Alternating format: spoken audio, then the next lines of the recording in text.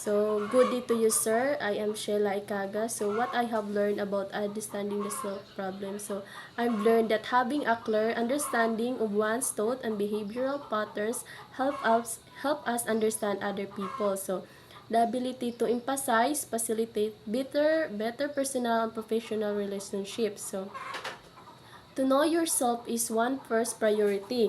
I have learned a lot more of knowing myself to be aware of my strengths, weaknesses, and like and dislike. Observe and be aware of my moods, reaction, and response to what is happening around me. So, becoming aware of how these moods and emotions affect my state of mind. Examine how can I interact with others and be observant on how my environment affects myself.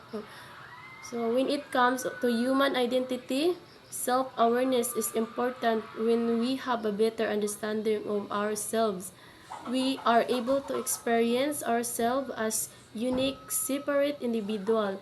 We are then empowered to make changes and to build of our areas of strength as well as identity, where we would like to make improvements.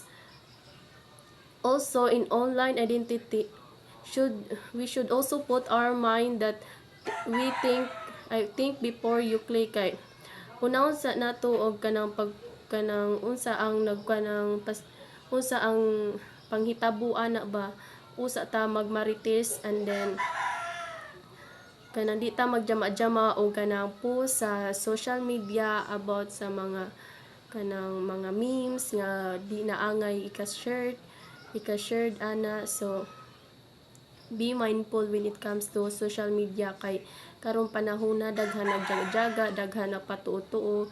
So mana na so I'd like also the topic of lesson 3. Lesson 3 to siya katong kanang kuan, don't just dream, make it happen. Kay kuan kanang kung naatay goal sa atong life, kanang di ra taman sa istorya, kanang ato pong lihokon kay di man na siya mahitabo kung di pud ta mo lihok.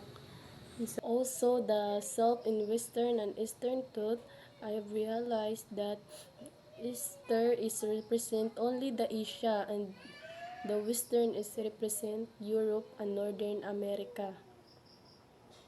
So, maora to, sir. Thank you and have a blessed day.